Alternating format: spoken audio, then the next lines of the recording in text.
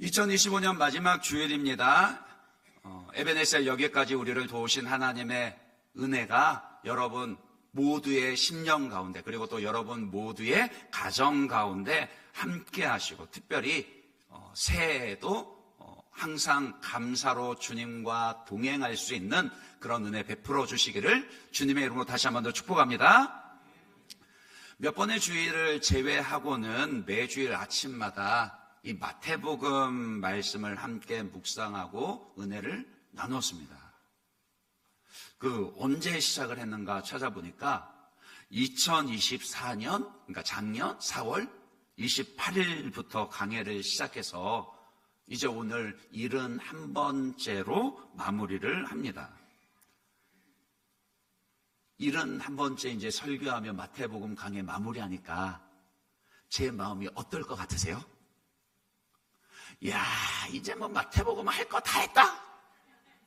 그럴 것 같으세요? 아닙니다. 시편 119편 96절 말씀처럼요, 내가 보니 모든 완전한 것이 다 끝이 있어도 하나님의 말씀은 어떻다고요? 주의 계명들은 심히 넓으니이다. 그러니까 이 말씀 그대로요, 하나님의 말씀은 끝이 없습니다. 70번을 했지만 앞으로 70번을 더 왕으로 오신 예수 그리스도의 복음을 함께 상고하고 나누고 싶은 은혜들이 있다고요. 그러나 그 부분들은 이제 차차 기회가 있을 터이고, 어쨌든 오늘 이 마태복음 강해를 일단락을 지으려 합니다. 그 말은요, 결론을 살펴봐야 된다, 그런 뜻이에요. 활용점정이라는 그런 말이 있는 것처럼 뭐든지 마무리가 중요하잖아요. 동의하시죠? 항상 시작보다 끝이 좋으신 여러분들 되시길 바랍니다. 그렇다면 이 마태복음의 마무리를 짓는 이 구절들, 오늘 말씀들도 예수 그리스도의 복음을 결론 짓는 아주 중요한 내용이라는 거 충분히 짐작할 수가 있습니다. 결론적으로 말씀을 드리면요, 저와 여러분에게 예수 제자 되라, 그리고 가서 모든 민족으로 제자를 삼으라, 그 명령입니다. 그것이 복음의 열매라고요. 여러분이 예수 복음을 믿으십니까? 안 믿으세요? 예수 그리스도의 복음을 믿으십니까? 그렇다면 예수 제자가 되어야 합니다. 우리 각자가 저와 여러분 모두가 작은 예수들이 되어야 한다고요. 그리고 삶의 자리 어디에서든지 이 제자 삼는 사명을 감당해야 합니다. 누가 나가서 제자 삼는 사명을 감당하겠습니까? Disciples making disciples. 그러니까 제자가 제자를 삼습니다. 예수님의 제자가 또 다른 제자를 낳을 수 있습니다. 그것은 먼저 예수를 믿은 저와 여러분에게 주어진 사명이요, 열매라고요. 적어도 세상 끝날까지, 즉 우리가 이 땅에서 살아가는 동안에는 계속해서 순종해야 할 지금 저와 여러분에게 주신 예수님의 명령입니다. 한 해를 마무리하는 이 시점에 이 말씀을 묵상하는 것도요, 의미가 있다라는 그런 생각이 듭니다.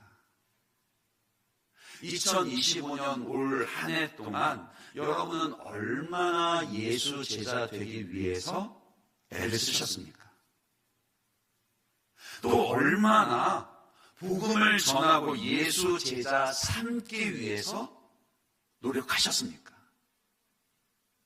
정직하게 하나님 앞에서 스스로를 돌아보시고 이제 다가오는 2026년을 계획하고 준비하실 때는요, 이 사명에 대한 결단과 헌신을 하시기 바랍니다. 오늘 이 설교가 바로 그 계기가 되기를 간절히 기원합니다. 먼저 18절 말씀을 이렇게 시작합니다. 18절 말씀 다시 한번 볼까요? 여러분들이 한번 읽어봐 주세요. 같이 읽습니다. 시작.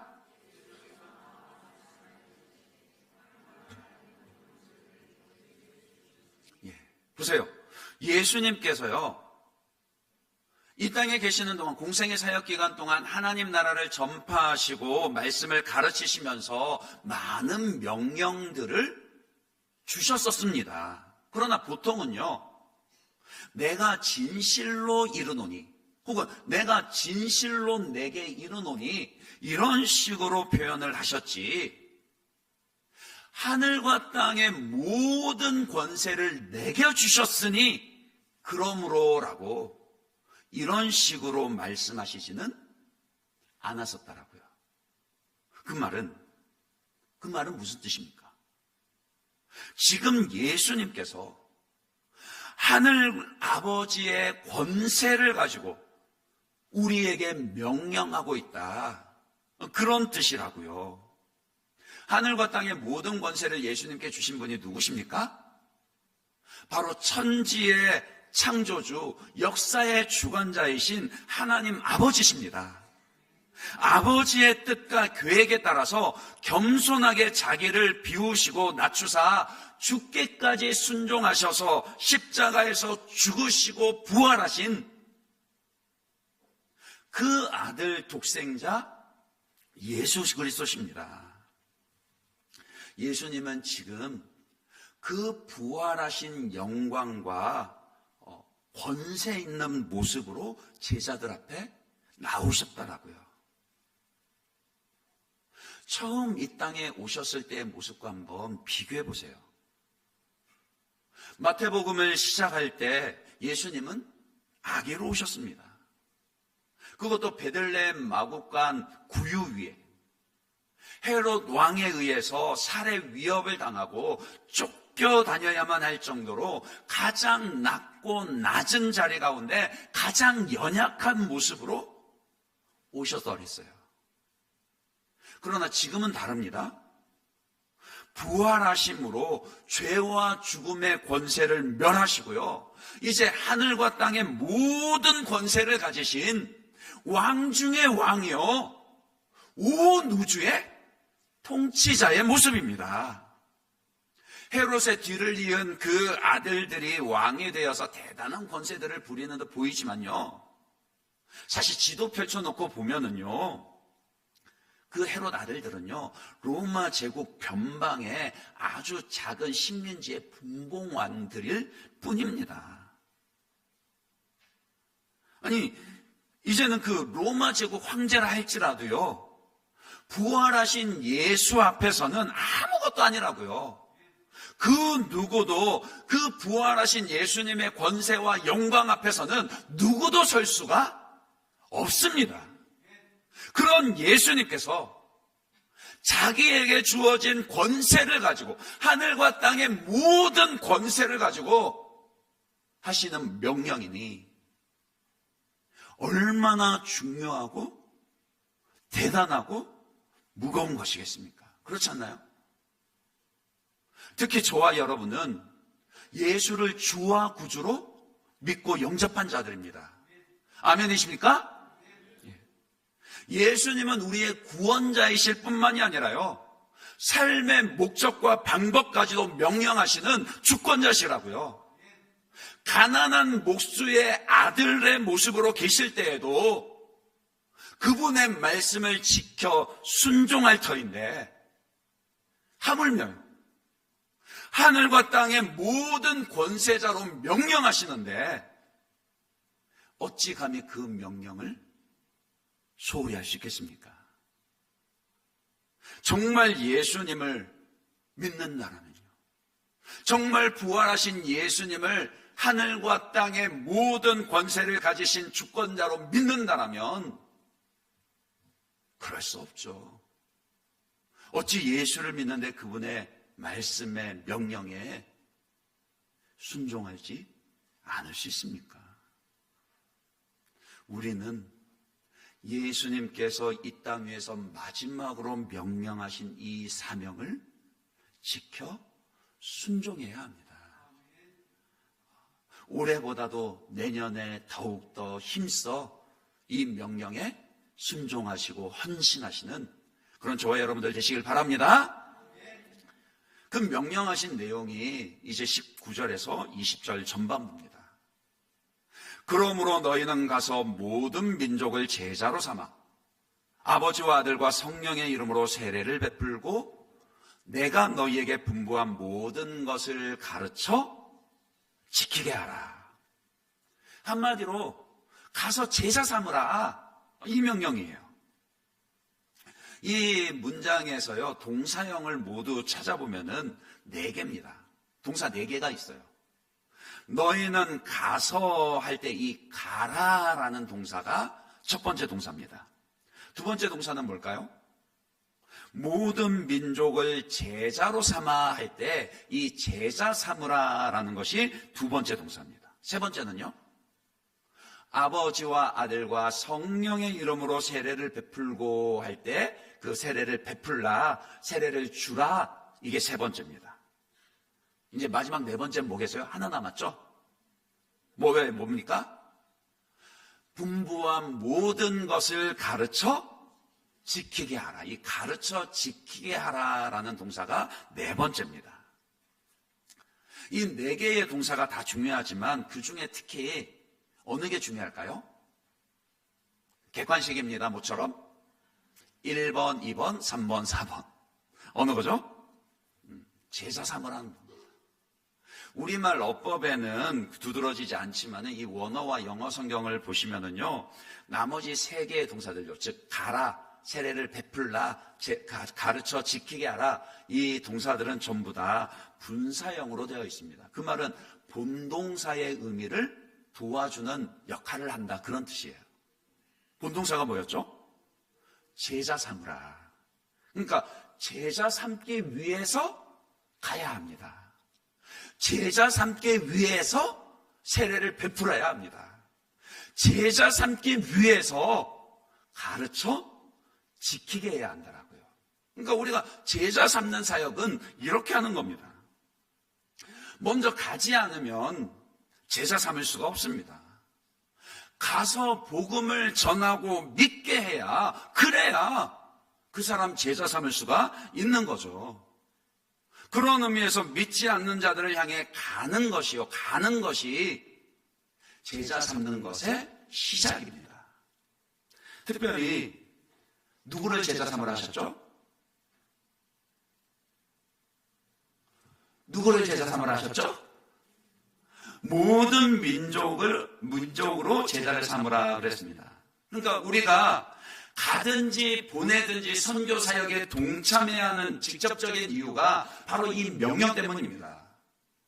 우리가 새해가 되면 아까 광고했습니다마는 이제 새롭게 선교헌금을 작정을 합니다. 하나님께서 맡겨주신 물질에 대해서도요, 지혜롭게 사용하셔야 합니다. 하나님의 청지기로서 주인을 기쁘시게 하는 뜻을 위해서 사용할 수 있어야 한다. 그래야죠, 주인 대신 하나님께서 더 많은 것으로 맡겨주십니다. 저로 예를 들면요, 그러니까 잘해서가 아니라 가까우니까 그냥 저로 예를 들면요, 중학교 2학년 때 친구 전도를 받고 교회를 나오기 시작했습니다. 그래서 중학교 3학년 때 예수님을 저의 구주로 영접을 했어요. 선교헌금도, 다른 11조나 헌금들과 마찬가지로 선교헌금도 그때부터 시작을 했습니다. 전혀 놀라시지 않는 모습인데요. 근데 돌이켜 생각을 해보면요, 믿는 부모님 계신 것도 아니었고요, 그 중학생이니까 누가 저에게 시킨 것도 아니었습니다. 그러나 그때부터 드리고 싶었어요. 어린 마음이지만요, 이런 믿음이 있었습니다. 내가 하나님 나라를 위해서 아끼지 않고 드리면 하나님도 내 꿈과 비전을 이루는데 아끼지 않고 채워주실 것이다. 물론 그때는 제가 목사가 되겠다 이런 생각은 아직 전혀 하지도 않았을 때였거든요. 그래도 지금까지의 삶을 쭉 돌아보면은 신실하신 하나님께서 먹이시고 입히시며 저와 저희 가족을 책임져 주시고 여기까지 인도하셨습니다. 그렇다고 제가 지금 아주 큰 부자가 됐다 그런 의미는 아니에요. 절제가 필요 없을 만큼 부자도 아니고요. 어디에 돈을 써야 되나, 어디에 우선해서 돈을 써야 되나 그 고민하지 않아도 될 만큼 넘치도록 풍족한 것도 아닙니다. 그래도요, 일용할 양식이 끊기거나 특히 주를 위해 헌신하고 하나님 나라를 위해서 일하고자 할 때에 돈이 없어서 못 해본 적은 없다라고요. 그런 믿음은 있습니다. 조금 미뤄질 수는 있어도 하나님을 기쁘시게 하는 뜻을 따라 순종할 때 분명히 하나님께서 채우시고 이루시게 하실 겁니다. 그러니까 지금 여러분에게 물질로 선교의 동역자들이 되라고 그래서 이 말씀 드리는 거예요. 당장에 여러분들이 짐 싸들고 2026년에 표 끊고 해외에 선교지로 나가실 거 아니잖아요. 다들 가신다는 표정이십니다. 그렇다면은요, 내가 직접 가는 게 아니라면은 저와 여러분 각자에게 주신 이 비전과 방법으로 오늘 우리에게 주신 이 예수님의 명령요, 선교의 사명을 감당해야 합니다. 내가 직접 가지 않는다라면은요, 물질도 보내야 하고 더 중요한 것은 마음도 기도도 보내야 하는 겁니다. 내가 가지 못하면 다른 사람이라도 보내야 될 거 아니에요. 내가 직접 가지 않으면 내 돈이라도 가게 해야 하고 내 기도가 가게 해야 합니다. 그리고 무엇보다도요, 다른 나라에 직접 가지는 못해도 적어도 하나님이 맡겨주신 내 삶의 바운더리 안에, 내 삶의 영역 안에 있는 믿지 않는 자들에게는 가야 합니다. 내 가까이 있는 가족부터 내 이웃에게 가서 그들에게 복음을 전하고 그들도, 그 사람도 예수 제자 삼아야 합니다. 제자 삼기 위해서 필요한 두 번째 행동은요, 세례를 베푸는 겁니다. 그 말은 복음을 전한 그 사람이 예수를 믿고 거듭나서 스스로 신앙 고백을 할 수 있도록 기도해주고 도와줘야 된다, 그런 뜻이에요. 그 사람도 예수를 믿고 주와 구주로 고백을 해야 합니다. 그래야 예수 제자 되죠. 기독교에 대한 박해를 멈추고 그 공인한 로마 제국의 황제가 이 콘스탄티누스 황제입니다. 313년 밀라노 칙령을 내리면서 그 로마 제국의 종교의 자유를 선포했고, 또 황제들 가운데서 가장 먼저 기독교로 개종한 사람이 바로 이 콘스탄티누스입니다. 근데 그의 개종을 두고 여러 가지 설왕설래 말이 많아요. 그러니까 콘스탄티누스가 정말 예수를 믿어서 개종한 게 아니라 다른 이유가 있었을 거다. 정치적인 이유 때문에 그랬을 거다. 이제 그렇게 주장을 하는데, 그 근거로 되는 주된 이유가 뭐냐면요, 콘스탄티누스가 그 예수를 믿고 곧바로 세례를 받은 게 아니라 거의 죽기 직전에 가서야 세례를 받았어요. 이제 그게 가장 주된 이유고, 그것 외에 또 태양신 동전을 만든다든지 그런 이교 행위들도 했었기 때문에, 콘스탄티누스는 제대로 예수 믿은 게 아니라 그냥 정치적인 목적으로 예수교로, 그 기독교로 개종을 했을 뿐이다, 이제 이렇게 주장을 하거든요.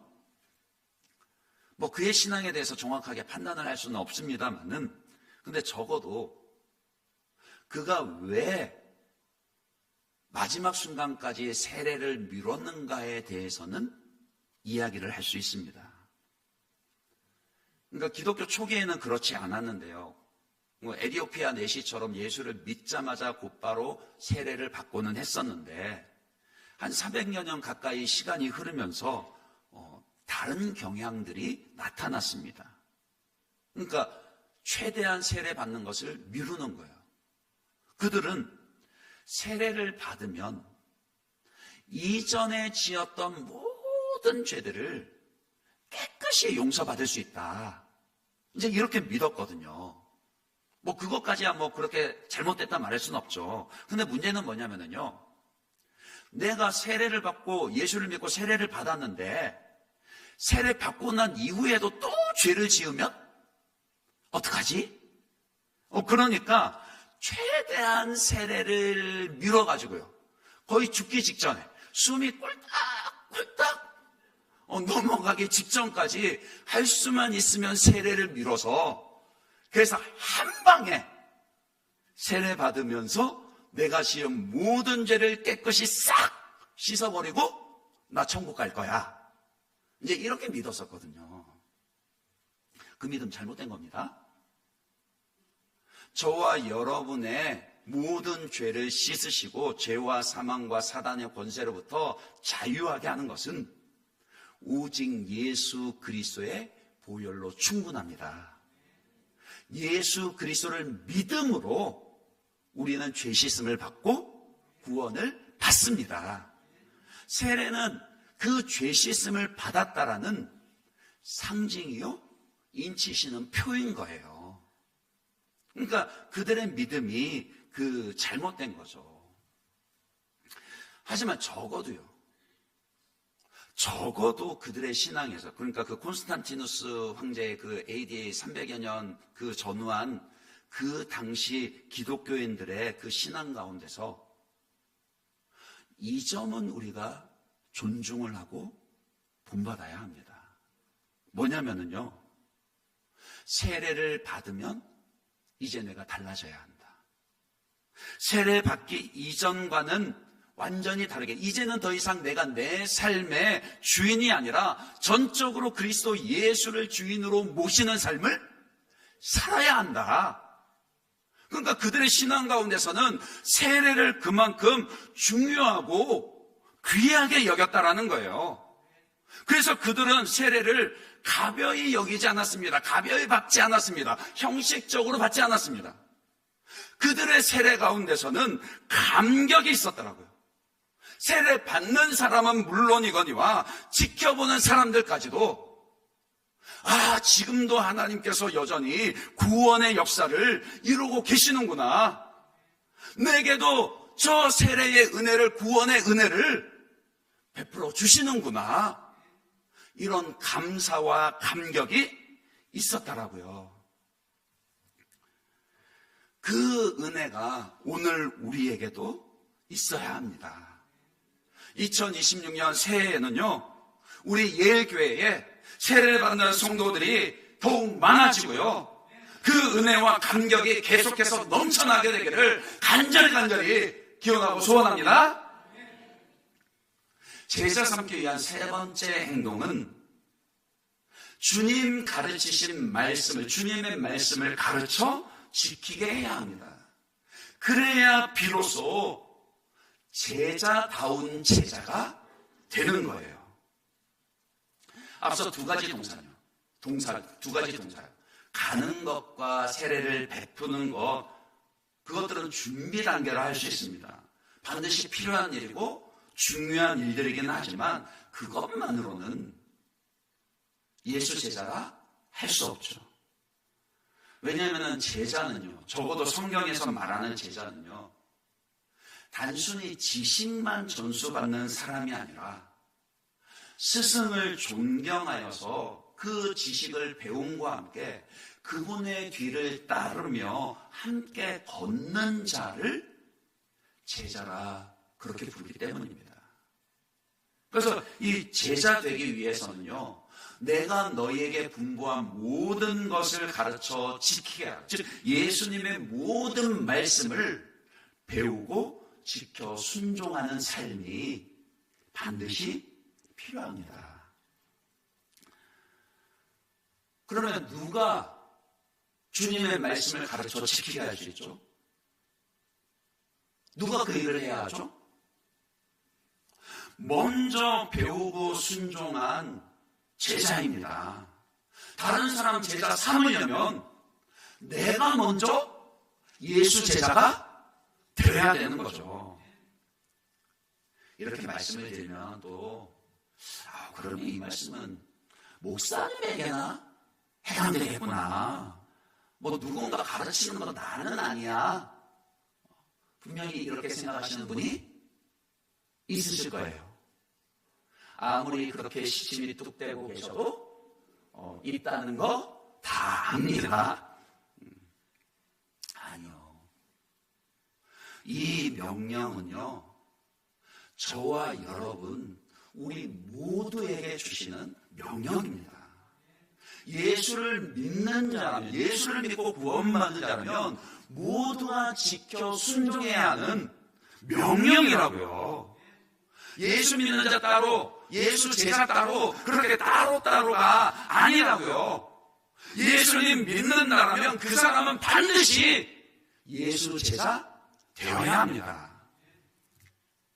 그러니까 제자 삼는 것을요, 자꾸 어떤 지식적인 가르침만으로 한정 짓지 마시라는 거예요. 여러분들에게 예수 제자 삼으라는 말이 나가서 성경 지식을 가르치라, 그런 의미가 아닙니다. 저 같은 목사보다도요, 여러분과 똑같은 평신도로서 훨씬 더 많은 감화를 끼치고 주변의 다른 사람들을 변화되게 하시는 분들이 더 많습니다. 제가 목사 되었지만은요, 제 신앙에 있어서 오늘 제가 있기까지 저에게 신앙의 본이 되어주시고 감화를 끼치신 분들은요, 솔직히 목사님들이 아니라 집사님들이셨어요. 여러분들은 안 그러신가요? 중고등부 시절에 그 교회학교 선생님들요, 대학교 때 만난 그 선교단체 간사님들요, 특히 전도하고 서로가 서로에게 도전을 주고 기도해 주던 제 모교의 신앙의 그 친구들, 교회의 형과 누나들, 동생들까지, 그분들은 다 목사가 아닙니다. 지금도 마찬가지예요.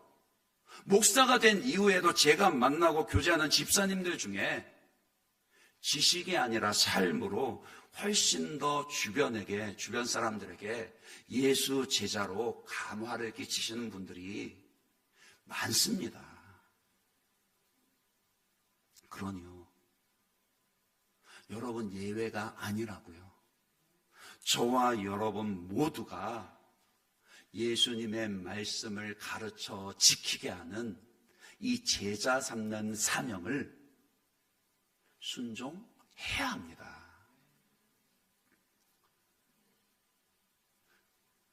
그 명령에 순종하는 자들에게 주시는 약속이 있어요. 그 약속이 이제 20절 하반절이죠. 20절 말씀 여러분 다시 한번 더 읽어봐 주시겠어요? 20절 같이 읽습니다. 시작.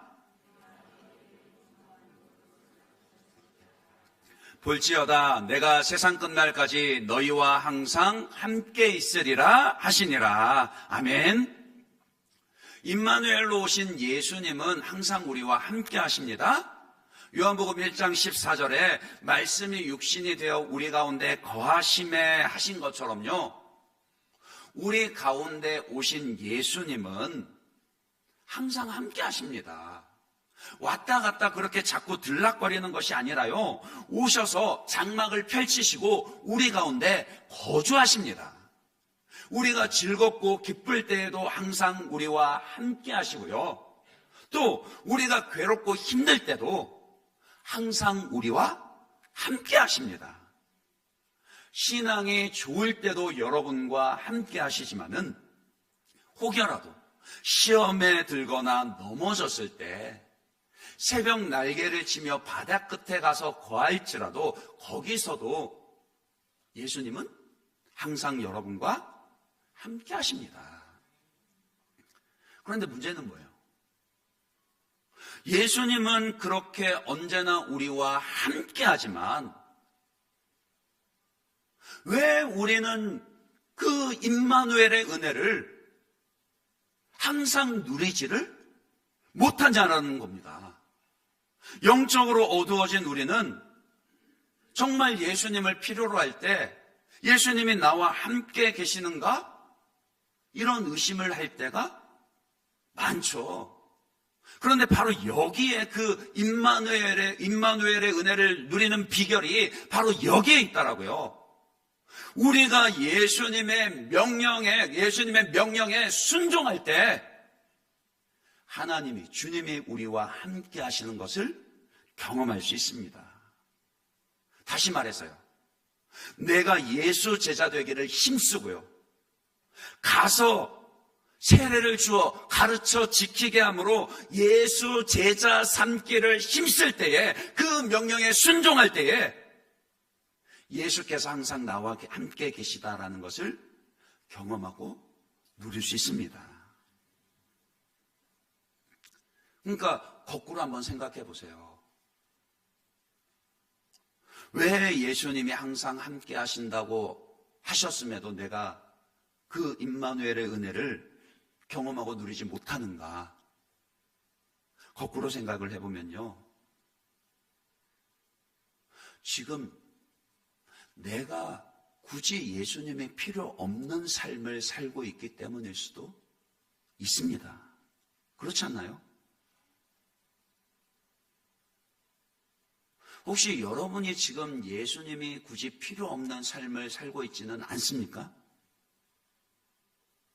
실컷 예수 없이 살다가 다급한 일 생겼을 때만 도대체 주님 어디 계십니까? 그렇게 찾으면 도대체 주님은 뭐라고 대답을 하셔야 하겠습니까? 왜 우리가 집안에 물건 하나 찾을 때도요, 꼭 보면은 급하게 찾으면은 못 찾아요. 아닌가요? 그러니까요. 여러분이 정말 예수님이 함께 하시는 삶을 경험하기를 원하신다라면요, 항상 예수님을 필요로 하는 삶을 사셔야 합니다. 예수님이 가장 필요한 삶은요, 다른 게 아니라 내가 예수 제자 되는 삶입니다. 예수님 함께 하시지 않는데 어떻게 내가 예수 제자 될 수 있겠습니까? 예수님이 없이 어떻게 가서 다른 사람을 예수 제자 삼을 수 있겠습니까?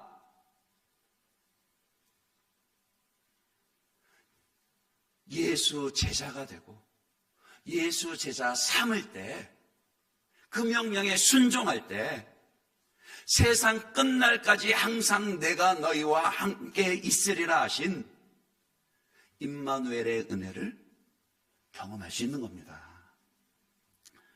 한 가지만 더 구체적으로 적용을 하면요, 2026년 새해에도 여러분들이 이제 새해를 준비하고 계획하실 때 하나님의 말씀인 성경을 읽고 묵상하는 것에 힘쓰시기 바랍니다.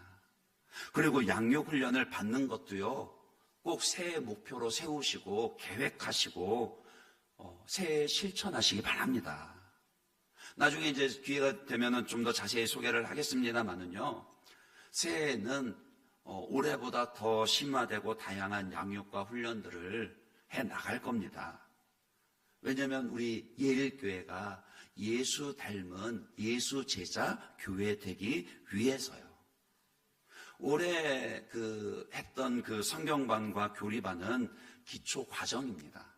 이제 물론 이 과정들도 계속해 나갈 거예요. 그러나 양육의 꽃이라고 할 수 있는 제자 훈련도 이제 그건 보다 더 훈련의 의미가 강한데 그것도 이제 새해부터 하려고 기도하고 준비하고 있습니다. 코피 나도 할 겁니다. 제가 코피가 나든지, 저만 나면 억울하니까 우리 부목사님들도 코피가 나든지, 여러분으로 하여금 예수님께서 분부한 모든 말씀을 배우고 지켜 순종하게 하는 것이요. 그게 저의 책임입니다. 여러분 예수 제자 되게 하라고요. 그것 때문에 주님이 저를 부르시고 보내셨습니다. 그래서 진즉에 말씀을 드렸죠. 앞으로 이제 우리 예일교회 중직자를 세울 때는 제자 훈련을 수료해서 자격을 갖춰야 한다라는 것 벌써부터 말씀을 드렸습니다. 그러니까 저도 여러분도 계속해서 예수 제자로 자라가야 합니다. 삶에서요, 일상에서 항상 예수와 함께 하시는 것을 경험해야 하고 그 예수님을 닮아가야 합니다. 말씀을 맺겠습니다. 마태복음의 결론입니다. 아니 다른 복음서의 결론들도 마찬가지입니다. 복음을 듣고 예수를 믿었다면 반드시 그분의 제자가 되어야 합니다. 자기를 부인하고 그분의 뒤를 따르며 그분의 모습을 닮아가야 한다고요. 나만 예수 제자 될 것이 아니라 가서 이웃을요, 내 자녀를, 내 가족을 예수 제자 삼아야 합니다. 하늘과 땅의 모든 권세로 명령하신 이 대위임 명령, The Great Mission, 이 명령이 오늘 저와 여러분에게 주어졌습니다.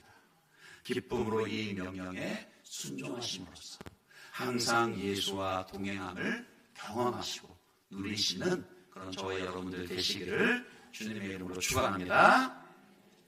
이 시간 우리 이 찬양 고백하고 함께 기도하기를 원합니다. 주님, 제가 예수 제자 되기를 원합니다. 주님, 제가 예수 제자 삼기를 원합니다. 우리 예일교회가 예수 제자 되고 예수님 제자 삼는 그런 교회가 되게 하여 주십시오. 우리 그런 믿음의 고백으로 함께 이 찬양 고백하겠습니다. 교회여 일어나라 찬양하겠습니다.